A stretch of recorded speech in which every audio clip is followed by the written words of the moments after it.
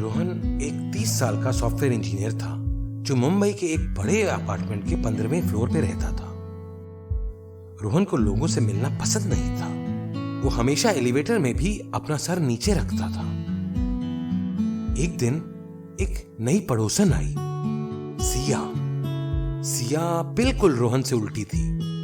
वो हर किसी से बात करती थी, हर किसी को देखकर मुस्कुराती थी। हाय, आप 1502 में रहते हैं ना? मैं 1505 में शिफ्ट हुई हूँ।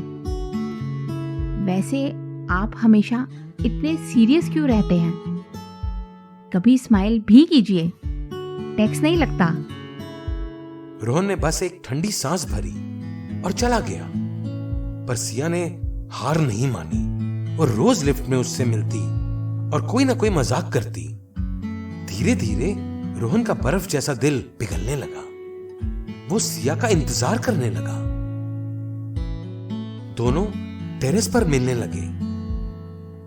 रोहन ने बताया कि कैसे उसके माँ बाप के गुजरने के बाद वो अकेला हो गया था और उसने जज्बात महसूस करना बंद कर दिया था।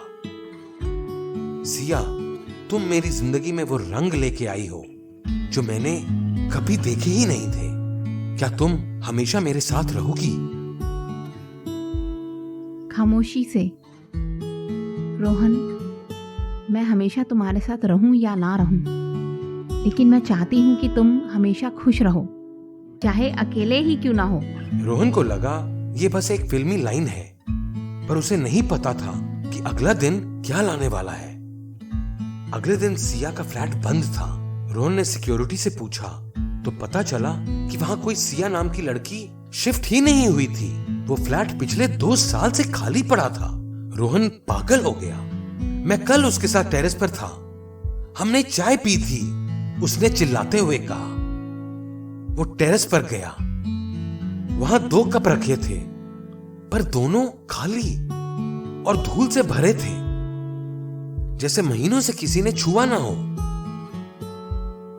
रोहन को लगा कि वो अपना दिमागी संतुलन खो रहा है।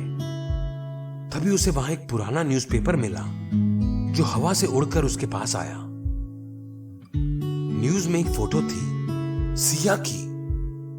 न्यूज़ 2 साल पुरानी थी। उसमें लिखा था कि इसी अपार्टमेंट की टेरेस से गिर के एक लड़की की मौत हो गई थी क्योंकि वो बहुत अकेली और डिप्रेस्ड थी। उसका नाम सिया था। रोहन थर थर कांपने लगा। तभी उसे सिया की आवाज सुनाई दी। रोहन, मैं नहीं चाहती थी कि जो मेरे साथ हुआ वो तुम्हारे साथ हो। अकेलापन एक जहर है। मैंने तुम्हें दोस्ती करना सिखाया, अब जीना सीखो। रोहन ने पीछे मुड़कर देखा। वहां कोई नहीं था, पर उसके हाथ में एक छोटा सा पेपर था जो अभी अभी हवा में प्रकट हुआ था। मैं तुम्हारा पास्ट थी, पर मैं चाहती हूँ तुम अपना फ्यूचर बनाओ। इससे हम सीख सकते हैं कि सच्चा प्यार वही है जो हमें खुद से दोस्ती करना सिखाए। सिया एक एहसास बनकर आई थी ताकि रोहन को उस अंधेरे से निकाल सके जिसमें वो खुद खो गई थी। उसने रोहन को दिखाया कि प्यार सिर्फ एक इंसान के साथ नहीं, बल्कि जिंदगी जीने का एक नजरिया है। कभी कभी हमें दलदल से निकालने के लिए फरिश्ते आते हैं, पर उनका मकसद हमें पकड़ कर रखना नहीं, बल्कि हमें उड़ना सिखाना होता है।